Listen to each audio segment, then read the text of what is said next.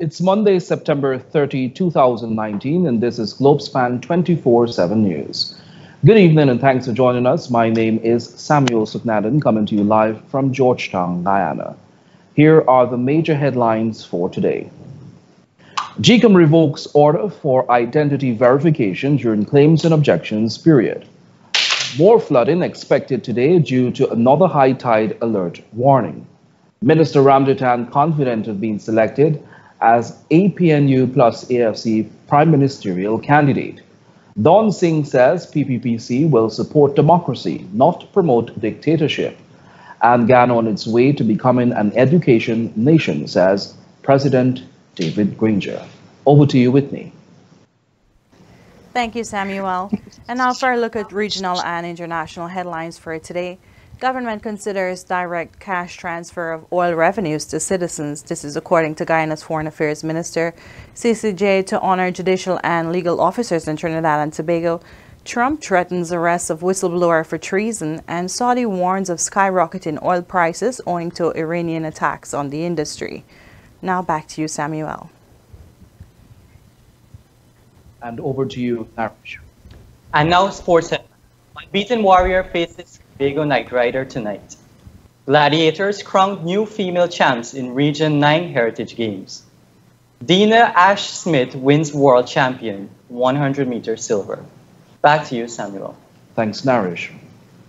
And now for a look at the news.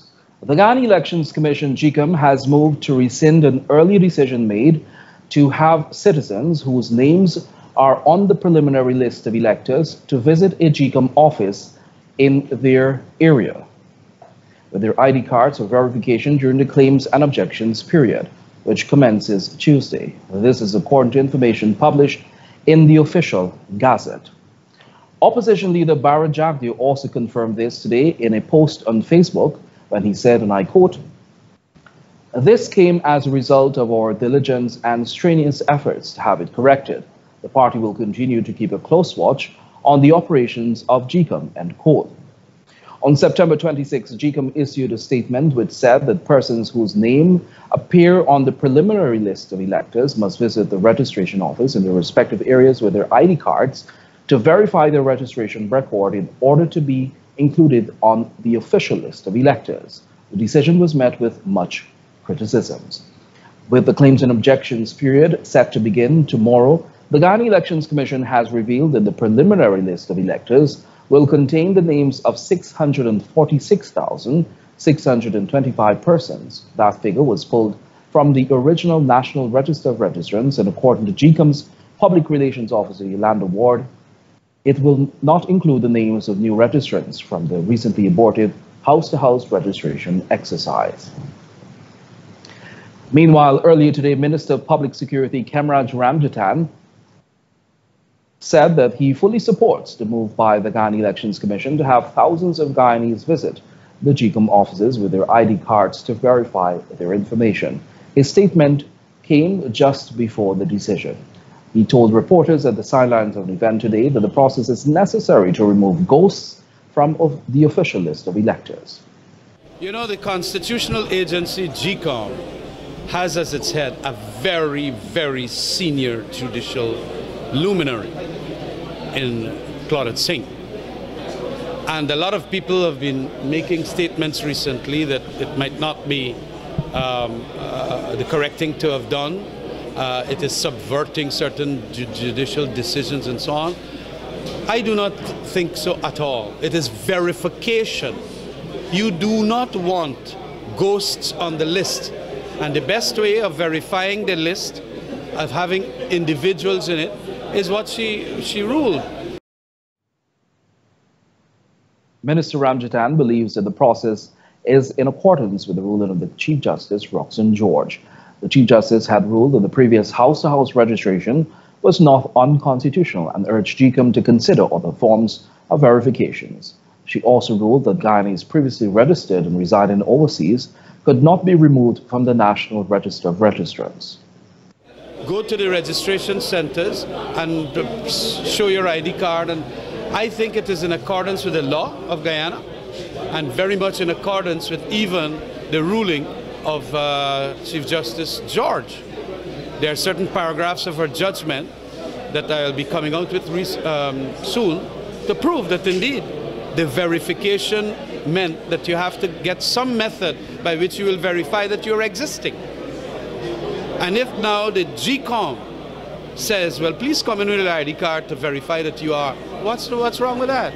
I do not see anything wrong with that. That is the perfectly correct thing to do, and we must adhere to the rulings of the GCOM. Why all of a sudden some people don't like when GCOM and they start utilizing another personage in the form of the Chief Justice to show contradiction? You know, this is what you're going to get because, of course, we are a democracy. It is alive and kicking in Guyana. GCOM ended its house-to-house registration period and plans to move to claims and objections set to commence from tomorrow. This will last for a 49-day period.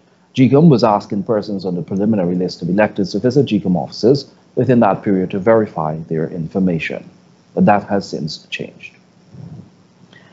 Meanwhile, Guyanese living along the east and west coast along low-lying areas across the country were urged to take safety precautions against flooding as the high tide period continues. We'll take a look now at that report. The latest occurrence was earlier this afternoon at 17:18 hours. According to the Hydromet Office, waves will reach a height of 333 meters.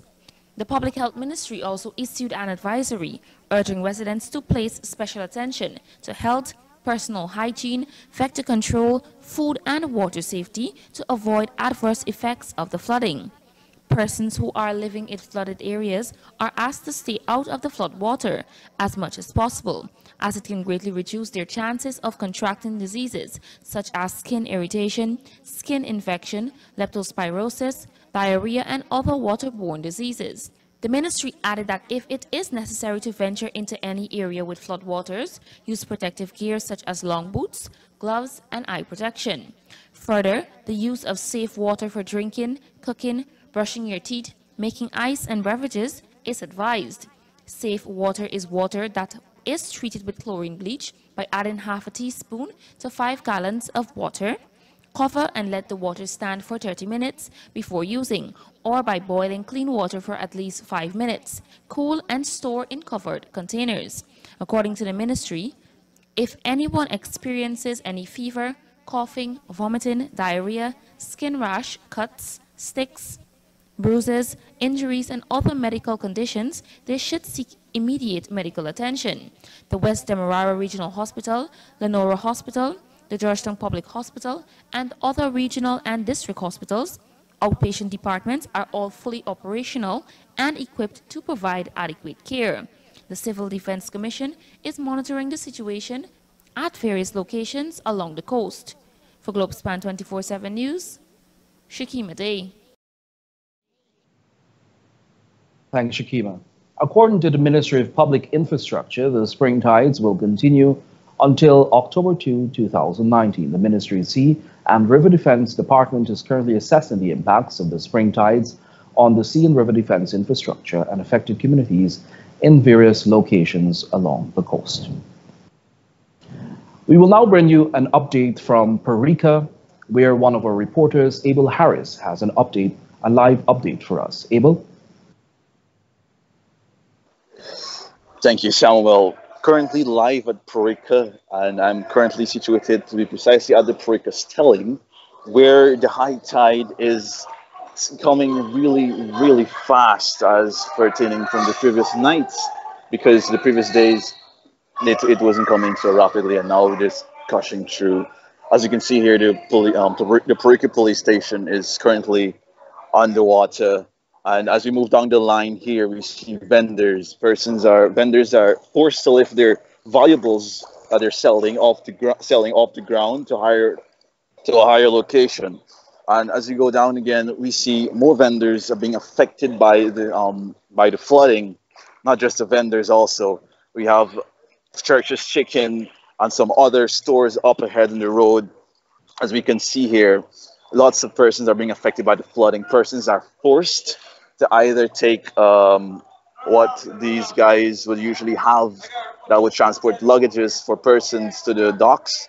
They are forced to take a ride on their little wagon to avoid contact with the water for persons who are traveling to the boat to go either places, Bartik or Essequibo. However, taxi drivers are still out here on the tops of the cars waiting for passengers to come to take the transport to take them elsewhere. So persons are still out here selling, as you can see, but their items are elevated off the flood waters, and they are still trying to make a living. However, sandbags are placed to try to have the water not come in, but still the water is still coming in, and the high tide is not finishing at this point in time. Where I'm standing, I still feel the current pushing my feet downwards into the opposite direction, and also persons are still trying to navigate through the flood waters to get onto higher ground or just to get home from that direction.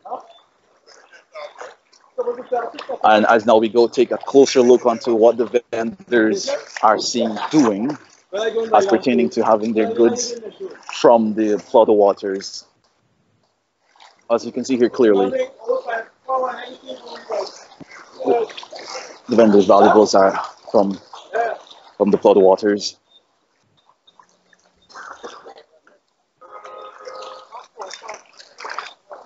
Vehicles are sorry.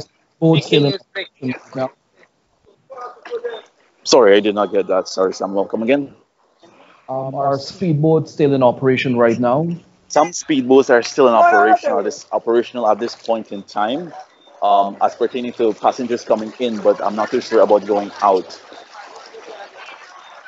Because I still see passengers coming in from the docks. However, the ferry that would usually transport persons from Parika to Bartika, the big ferry that just left a few minutes ago to go Bartika.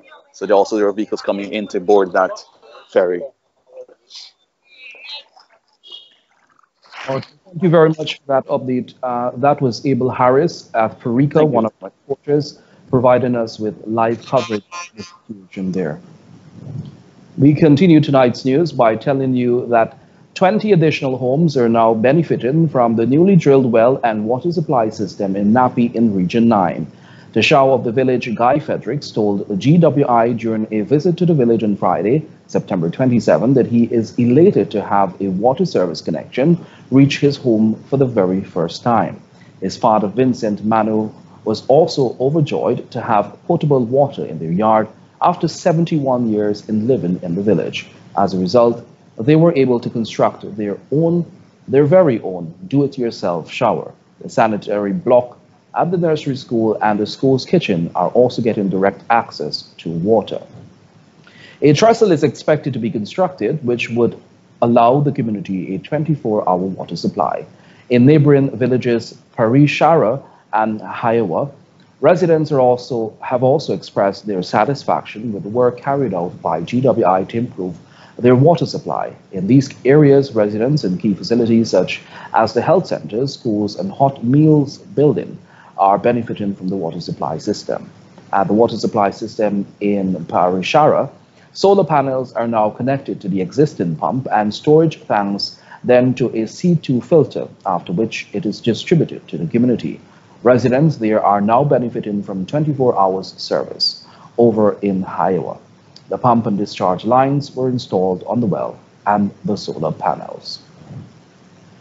The Federation of Independent Trade Unions, FITUG of Ghana, says that while the National Insurance Scheme celebrates their Golden Jubilee, the issues being faced should not be placed aside. FITUG, in a statement today, said that NIS represents an important pillar of support during their time of need and retirement. It has assisted in providing sustenance during difficult times and provides some degree of comfort to workers during their golden years. It was noted that the NIS's golden anniversary comes when the trade union movement commemorates the centennial anniversary of the nation's first trade union organization. FITUG pointed out that as the scheme celebrates, it does so with not so much facing many challenges and several difficulties. Open quote. The most recent actuarial report does not paint a blissful picture. Indeed, it is most depressing, and for us, it is a great cause of concern and worry as well as anxiety. The actuaries have recommended several painful measures which need to be considered against the contemporary context of Guyana, end quote, the statement added. The Federation had expressed their views on the suggestions preferred, pointing out that they are not in the interest of the Guyanese working people who stand to be deleteriously affected. The NIS remains practically the only contributory pension scheme for a large number of Guyanese. Therefore, the long-term survival and sustenance of the scheme is not a question, Fitter added. Thousands of students from over 100 schools today participated in the Education Exposition 2019 held as part of Education Month activities. President David Granger, the featured speaker of the event, launched today's activities at Durban Park, Georgetown, and he cited a number of improvements made in Guyana's education sector over the past 4 years. And National Education Month is one of the most important celebrations we could have in the entire calendar year. I myself have been moving around. Last week I was at the Cyril Potter College of Education, receiving $50 million worth of scientific instruments for your laboratories, and I'm coming back, you're going to get more.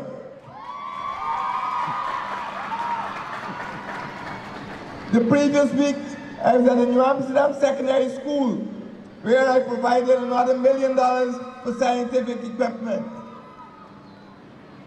Wherever I go, you're going to get something. You're going to get something that will move you along the field of science, technology, and engineering in this country. The head of state commended the efforts of Guyana's educators who continue to push the younger generation towards greatness. He relayed that his government will continue to improve the teaching sector in Guyana as they are tasked with educating the future leaders of the country. I like teachers too. And we will do everything possible to make the teaching profession one of the best professions to enter in this country. And that is why the teachers and the trainees at Cyril Potter College of Education know that their stipends have been increased from what it was before 2015. And we're going to increase it again next year.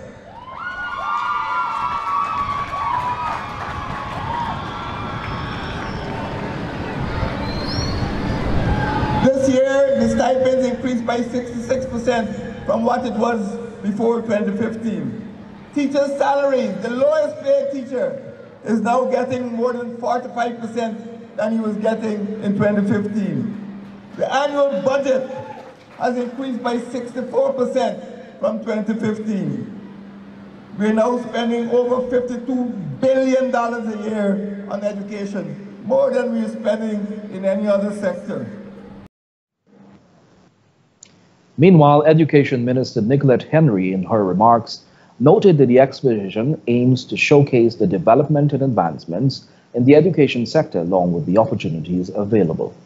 This activity allows for synchronizing of different levels, from nursery right through to tertiary, and even the collaboration of external agencies which are partnering to allow some apprenticeship that will guarantee transition to the world of work. Undoubtedly, education is the most important tool that symbolizes growth in any nation. Education lessens the challenges you will face in life. The more knowledge you gain, the more opportunities will open up to allow you to achieve better possibilities in career and personal growth. Education Month 2019 is being held under the theme Education, Key to National Development. Remember to like our Facebook page and subscribe to our YouTube channel for the latest news in Guyana, the Caribbean, and around the world. Join us after these messages for more news with Shakima Day. To keep up with breaking news in Guyana, the rest of the Caribbean, and on the international scene, Like, follow, and subscribe to Globespan 24/7's Facebook and YouTube news page. Join the conversation, get live news on the go, and news and details right here on Globespan 24/7 News. Globespan 24/7 has vacancies for full-time positions such as reporters, newscasters, and news editors. Persons serious about joining a new and dynamic news team are asked to send their application to careers@globespantechnology.com. TravelSpan is pleased to announce special fares from New York to Guyana for Christmas. Seats are available to travel, and depending on which dates you choose, fares range from $8.49 to $11.69. These are limited block seats on American Airlines non-stop flight from JFK to Guyana. Call 718-845-0437. That's 718-845-0437. Or book online at travelspan.com. TravelSpan does have a payment plan, so travel plans, call TravelSpan. Welcome back and thanks for staying tuned. Now for more news. We'll tell you now that Mass People's Action Movement MAMPA member Don Singh has decided to join the civic component of the opposition's People's Progressive Party. News of his decision broke over the weekend when he appeared on a local radio station and came as a surprise to many. Speaking with Globespan 24 News exclusively, Singh, who was one of the leading figures that led several mass protests that eventually ended the City Council of Georgetown, ending the parking meter initiative and rescinding the contract. Tell us the reason for your decision to join the civic component of the People's Progressive Party. Well, thanks for having me. It's a multitude of events. What I see happening in Guyana right now is what I would term a creeping dictatorship. I mean, you go around, you see all the buildings that were normal, white, whatever, are now painted green. You know, at the very start of this government's journey or position, they put up a 10-foot wall in front of the office of the president that kept the people out. I thought that was oppressive. And just as of recently, I mean, there are these barricades around Georgetown that are inconvenient and it's unnecessary. And lately, the president has been taken to traveling around with 20 to 30 riot police in his entourage now. From already like 15 or 16 vehicles, we've gone to like 20 vehicles. That sends a message to me. That tells me that, and I've been noticing that democracy is on the wane. And to sit back and do nothing would be negligent of me as a Guyanese, as a patriot, as someone who loves my country and people. And you think the PPP will ensure that democracy lives in Guyana? Well, you know, I've had conversations with the leadership of the PPP leading up to my decision to join them. As I said, I'm joining the civic component, whereas I am not restrained by the rules of the party, so to speak. But they welcomed me with the independent thoughts and free-thinking ideas that I can bring from civil society, as well as from the general people. You know, I don't come with ideas that are, you know, worn, that submits to, you know, a party guidance. I come with ideas that are fresh. But, you know, I mean, in terms of governance, I was part of a group called RISE, Reform, Inspire, Sustain, Educate, a constitutional reform group. I mean, we had like 10 ideas for constitutional reform. So I come with those things. And they was welcome. They says, yes, this is what we're looking for. I mean, I think they've realized that they've made some mistakes in the past, and they're willing to embrace new ideas now. So hold on. It's been a while. I know, but I think the final moment was the barricades last Thursday, you know, and the superintendent there, I wouldn't call his name, he was almost apologetic that he had to put up these barricades for 5 or 10 protesters from MAPIM. He was like, you know, it's not necessarily, but he says this is our standing operating procedure now going forward. I'm like, what? I said, so every Thursday we will come out here just to register our natural protest as Guyanese and as the Constitution, you know, lets us do. He says, well, every Thursday I'll have to put up these barricades. I said, you're going to inconvenience thousands. We're going to lose thousands of man hours. He says, nothing I can do. So that was like a bulb going off in my head. During the 2015 elections, the APNU and the AFC, which now holds the office of government, had campaigned heavily and highlighted certain corrupt practices within the PPPC, which they promised to end. Asked whether he is concerned that the PPPC is corrupt and may be corrupt, he had this to say. Is that if we look at 1986, 1996, 2006, 2016, PPP did that, PNC did that, PPP, where are we going as a country? I mean, you know, back to the question though, we've had $200–300 million worth of commissions of inquiries, and nobody's been touched, locked up. So that leads me to think that maybe we were sold a bag of goods. Because if I think one commentator says that the PPP stole $100 billion each year in gold and siphoned it out, so where's that now? Is the gold just magically vanished? There are a lot of questions. I mean, but what I'm focused on is going forward, because this is such a pivotal moment in our country, and to watch democracy die, whilst I have a chance to fight it, I will not stay silent. Despite public criticisms of the PPPC presidential candidate, Irfan Ali, Singh said he is prepared to throw his full support behind Ali for the next elections. We need to move forward. If Irfan Ali is the presidential candidate, of course I support him, because I've thrown my lot behind the civic components and to some extent the PPP. Singh said he is confident about his ideas being taken on board by the PPPC. As I said, I spoke extensively with the leadership, and they're open to these ideas now. I think they lost the last election because they had gotten too arrogant, perhaps, out of touch with the people, perhaps. So when we spoke, and they asked me the exact same question, can you bring that same fervor, that same intent? And I think I can. I've learned so much from MAPM because of the much diversity of people that are in MAPM. I mean, I'm sure they'll have some new leadership now, but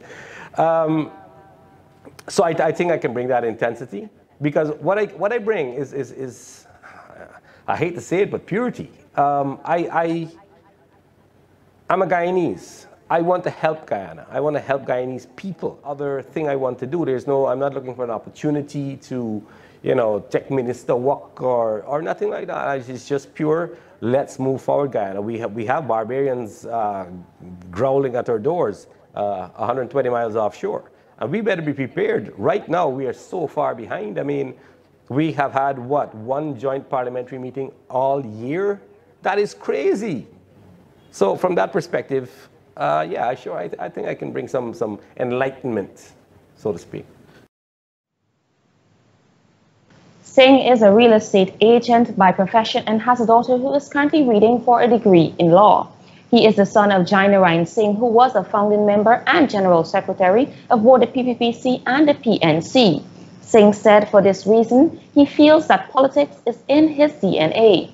Marcel Gaskin, the brother of former Minister of Business Dominic Gaskin, has also announced his intention to join the civic component of the PPPC. Meanwhile, Public Security Minister and leader of the Alliance for Change, Kemrat Ramchatan, has expressed full confidence in being selected as the APNU-ASC prime ministerial candidate in the next elections. When asked by the media operatives at an event held earlier today, he said that his chances are turning in his favor. What do you think are your chances of still being selected as the prime ministerial candidate for your party in the upcoming general election? I would want to say very good. Why? Yeah, well, because it is very good. That's the simple reason I'll have to say it is very good. My chances are very good. Minister Ramchatan had this to say when asked to clarify what those chances are. You don't think that Ramchatan is good enough to be a prime minister of your country, or you think that he's such a rotten character that he ought not to be? Yeah, well, it is for the people who are negotiating as to what we're going to do. And I strongly believe that, yes, it will happen. The AFC had voted to select Minister Ramchatan as the prime ministerial candidate to be put up by the AFC.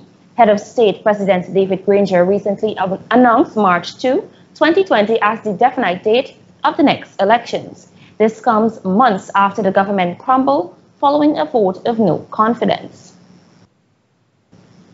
Two men stabbed each other to death on Friday evening after an alleged argument over cigarettes. Globespan 24x7 understands that the incident occurred around at around 21:50 hours at Cumming Street, Albertown, Georgetown.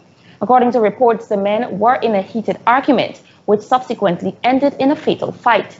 The dead men were identified as Jermaine Adrian Jeffrey, a 25-year-old laborer of Lot 48, Pike Street, Kitty, Georgetown, and another individual known as Rastaman. Police stated that the two men were engaged in a fight at 5th Street, Albertown on Friday night at around 21:40 hours. Investigations revealed that Rastaman was at a stall when Jeffrey came and requested to buy cigarettes. He was refused. An argument ensued, resulting in a scuffle. They both wounded each other. The two men were rushed to the Georgetown Public Hospital, where they were both pronounced dead on arrival. Police are investigating the incident. Meanwhile, Head of State President David Granger, while attending the heritage celebrations at St. Cuthbert's Mission on Saturday, last emphasized on the importance of education as a key factor on development. He stated that since appointed, the coalition government sought to improve Guyana's education sector and embarked on several projects to ensure that every child receives an education he or she deserves. We now have 40 buses on the road taking children to school free. We now have 4,000 bicycles so children can ride to school. And we now have 12 boats in the major rivers of this country taking children to school free. So as far as the second A is concerned, attendance, we are doing everything possible to make sure that children can attend school. And having gained access, the first A, having attended the second A, we now look at achievement. The president went on to say that persons in the indigenous communities should be able to enjoy the same lifestyle as other Guyanese, especially those living on the coastland. We are on the brink of an exciting future. We're not going back to the past. It is good to sing about the past and dance the way our ancestors and foreparents danced. But all of us, particularly the children, have to look forward to the future. And in this regard, every village has a role. A well-known politician from another country said it takes a village to bring up a child. It takes a village to educate a child. Also in attendance at the event was former Tushao of St. Cuthbert's Mission, Lennox Schumann, Regional Chairman of the Region 4, Genevieve Allen, Earl Lambert of Region 4 Democratic Council, and Ernest Elliott, Assistant Director, Community Development, Ministry of Communities. Now, if you have any news story to share, don't hesitate to contact us on our Guyana WhatsApp number at 592-640-7615. Now, let's take a look at our Bridge reports.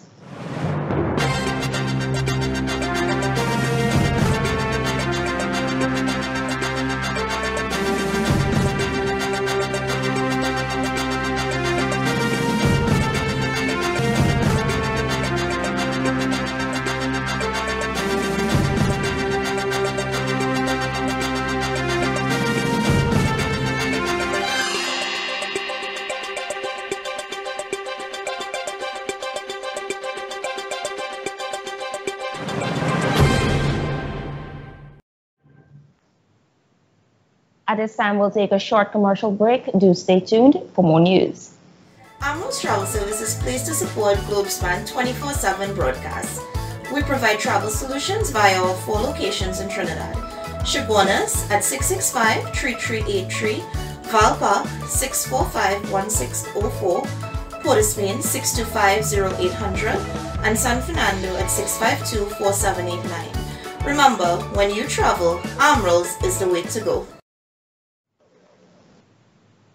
Welcome back. We will now join Whitney Prasad at our studio in New York for regional and international news. Thank you, Shakima. And now for a look at what's happening. Guyana's Foreign Affairs Minister Karen Cummins, during her address to a town hall meeting in Brooklyn, New York last week, said that government has been working towards achieving the Working People's Alliance WPA proposal of direct cash transfers of some oil revenues to Guyana's households. She said the proposal is under active consideration and economists are working along with the government to determine how best to filter the revenue down to the ordinary man. The WPA wants the direct disbursement of cash to be among the APNU-AFC promises for the 2020 general elections. According to an estimate, oil is being calculated at $70 per barrel, $70 per barrel that is, in Guyana, and at least $1 billion would be available to transfer at least $5,000 annually to more than 200,000 households across Guyana. The transfer scheme should begin in 2025 when oil production reaches 1 million to 2.5 million barrels per day. The CCJ Academy for Law will honor the contributions of the region's distinguished judicial officers and legal professionals to the development of international law at the inaugural Eminent Caribbean Jurist Gala and Award Ceremony on October 7, 2019 at the Hyatt Regency Trinidad. The event, which will be the first of its kind in the Caribbean region, is meant to be the first of series of annual events to serve this purpose and will see 18 jurists inducted into the Eminent Caribbean Jurist Hall of Fame. 5 inductees who represent the most outstanding and long-serving honorees will be publicly recognized and celebrated with the conferral of lifetime awards. These are Guyana's Sridhat Ramphal, Judge Patrick Robinson, Judge Anthony Lucky, Ambassador Dr. Bertrand Ramcharan, and Professor Duke Pollard. The event will also feature the formal launch of a book containing samples of the work of these jurists under the title Eminent Caribbean International Law Jurists, the Rule of International Law in the Caribbean. And the lawyers for a whistleblower whose complaint triggered a U.S. presidential impeachment inquiry, says Donald Trump words, are endangering their client. Since a transcript of his call with the president of Ukraine, who revealed Mr. Trump has called for the anonymous whistleblower to be unmasked, Democrats say the whistleblower will testify to Congress soon once steps are taken to protect their identity. Mr. Trump has suggested his opponents could be arrested for treason. Taking a look at what's happening in the United Kingdom, UK Boris Johnson is seen as less capable leader than Theresa May. At the same time, in her premiership, a new poll reveals today. In another blow for the embattled Prime Minister, only 36% of people surveyed for the Evening Standard, though that Mr. Johnson was equipped to be the leader. The poll compared with 68% of voters who thought Mrs. May was capable when she addressed her four-story party conference in September of 2016. It was released during this year's conference, although it polled 1,000 people earlier this month before he was rocked by problems, including Brexit, his loss in the Supreme Court, and his personal conduct with women and in Parliament. He has even failed to surpass the 46% rating Mrs. May achieved in April of 2018 after she had lost the Tory majority in the general election. Mr. Johnson's government has some of the lowest approval ratings on record, with just 14% of voters satisfied with its performance, down from 18% in July. A peaceful protest outside an event for Maximine Bernier turned violent Sunday evening as supporters of his People's Party of Canada began to arrive and enter the venue. A scuffle occurred in the crowd of around 100 about half an hour before the event at Hamilton's Mohawk College was scheduled to start. 2 men from opposing side of the protest were led away in handcuffs by police. There were a total of 4 arrests for breach of peace, Hamilton police said. More than 100 people have died due to flooding caused by heavy rains in the Indian states of Uttar Pradesh and Bihar, according to officials. Dramatic images of the impact of floodwaters on urban life have been coming out of the affected areas. Railway traffic, vehicular movement, healthcare services, schools and power supply have been disrupted in both states. An Uttar Pradesh government report said 93 people have died so far and counting. In eastern Uttar Pradesh, flooding caused officials to relocate more than 500 prisoners from the Bali district jail to other prisons after water entered 3 buildings.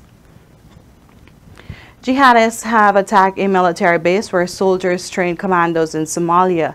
Local residents reported heavy blasts and gunfire at an airport in the southern Lower Shabelle region. The Al-Shabaab militant group said it had carried out the attack using a car bomb to blast through the gates before sending its fighters inside. Military officials say the jihadists were repulsed without breaching the perimeter fence. No casualties were reported around the Somalian military. In a statement, U.S. Ambassador Donald Yamamoto praised the Somalian military for their alertness and swift response. Saudi Crown Prince Mohammed bin Salman has warned that oil prices may soar if the world does not act to deter Iran. He said failure to act could embolden Iran and lead to war, which he said would ruin the global economy. The prince was speaking at an attack on oil facilities, which he blames on Tehran. Iran said the remarks would bring the Saudis nothing but shame. Mohammed bin Salman also said he accepted some responsibility for journalist Jamal Khashoggi's killing. But speaking to the CBS News earlier, he denied personally ordering it. The prince, who is considered the de facto ruler of Saudi Arabia, is suspected of personally targeting the journalist and ordering his death. Mr. Khashoggi was killed in Saudi Arabia's consulate in Turkey on October 2nd of 2018. That's all for your news in the region and around the world. I'm Whitney Prasad reporting from Queens, New York. Do have a great evening. Stay tuned for Kumar Doshi with Tech Beat right here on Globespan 24x7 News. Thank you, Whitney. Namaste, salam, good day everyone. Thank you for tuning in to Globespan 24x7's Tech Beat for today. I'm Kumar Doshi coming to you live from India, and today I'll be shedding some light on WhatsApp spam messages. Some might question whether WhatsApp spam message is even a thing. To answer the question, yes it is. In our quickly diversifying world of tech, these things are now in play. Instant messaging technology is a type of online chat that offers real-time text transmission over the internet. One of the biggest instant messaging app is WhatsApp Messenger from Facebook. It is a freeware, cross-platform messaging, voice and video messaging service owned by Facebook. It allows users to send text message, voice message, make voice and video calls, share images, documents, locations, and other media files. With over 1.5 billion users in 180 countries, WhatsApp is the most popular messaging app in the world. 0.2 billion more than stablemate Facebook Messenger. India is the biggest WhatsApp market in the world, with 200 million users. It's estimated in some quarters that this has increased to 300 million. 65 billion WhatsApp messages are sent per day, or 29 million per minute. This makes WhatsApp prone to spam messages. There are a lot of spam messages sent on WhatsApp every day. One of the biggest scam on WhatsApp was sent, and I quote, free Adidas shoes. Adidas is giving away 700 free pairs of shoes and t-shirts to celebrate its 70th anniversary, end quote. And there's a link at the end of the message. Tapping on the web link leads the user to a fake website that asks your personal information like address, mobile number, email address, etc. and then asks you to send the message to more users and groups. Adidas is one of the companies that are targeted by such scam messages. One of the funniest messages that went viral was, to charge your phone to 100%, forward this message to 50 users. This is absolutely silly. Many users even forward these such bluff messages.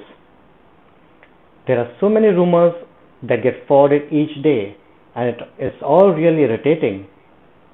To counteract this frequently forwarded spam messages and rumors, WhatsApp rolled out new features for Android and iOS. One of these features is WhatsApp Frequently Forwarded. It aims to curb spread of spam messages and rumors. This tag will inform users of the message that has been forwarded more than 5 times. Frequently forwarded messages indicate that the message is a spam or a rumor. So please be careful of these messages and do not fall for it. Your personal information might get leaked, may cause trouble to you.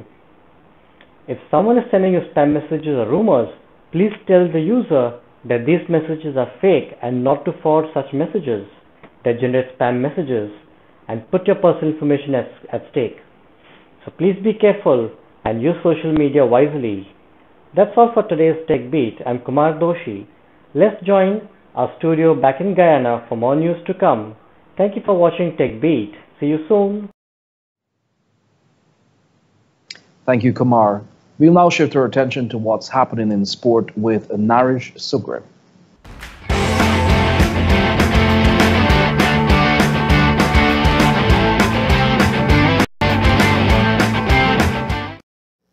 Thanks, Samuel. And now for a look at sports. The 27th match in the Caribbean Premier League will be a clash at the top of the table as Trinidad Knight Rider will take on the unbeaten Guyana Amazon Warrior. Both teams have played 7 matches so far in the tournament, while Guyana Amazon Warrior have won all the matches. Trinidad Knight Riders have won 4 of them and are third place at the 7 points. With 7 wins out of 7 matches in the tournament, Guyana Amazon Warrior is going to be the favorite in its match against Trinidad Knight Riders. In battling, Chandrapal Hemraj, Shimran Hitmeyer, Nicholas Puran, and Brandon King are getting scores consistently for the team, while the bowling in Chris Green, Kimo Paul, Shahib Khan have been successful so far. Shoaib Malik had been handy for the team both with the bat and ball. Tabatsinga Football Club were crowned female champions of Region 9 Heritage Games, which concluded recently. Retaining the male crown was Titan Football Club, which trounced first-timers Sky Kings Football Club 5-2. Peter James led the champions, which a brace in 58th and 61st minute, with one more being scored by Peter Phillips in 8th minute. Regis James 46th and Ishmael Mitchell in the 56th minute. Byron Lee Ambrose was one of the 2 scores for the Sky Kings FC. The competition was held under the auspices of the Rupununi Football Association.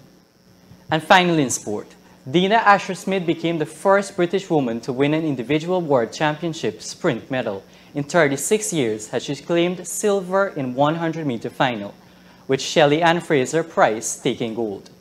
It is the 23-year-old's first 100-meter global medal outdoor, with the 200-meter to follow, where she is a strong contender for gold. Jamaica's Fraser-Price, 32, powered to 10.71 seconds in Doha for her 8th world title, while Asher-Smith 10.83 seconds in her new British record. Quote, "I have worked so hard for these championships and hopefully I go on to do even bigger things," unquote. Asher-Smith told BBC Sport. Quote, "I'm really pleased to come away with a personal best and a national record. This is more than you could ever ask for in a world final. I was thinking on the time, this is your time to go," unquote. And that's brought us to the end of sports. Back to you, Samuel. Thanks, Narish. And that has brought us to the end of today's news. Before we go, here's a recap of our major headlines. GCOM revokes order for identity verification during claims and objections period. More flooding expected today due to another high tide alert warning. Minister Ramjatan confident of being selected as the prime ministerial candidate for the APNU plus AFC. Don Singh says PPPC will support democracy, not promote dictatorship. And Guyana on its way to becoming an education nation, says President David Granger. Thanks for watching Globespan 24/7 News. On behalf of myself, Samuel Suknandan, the news and technical team. Until next time, do have a pleasant rest of the evening. Goodbye for now.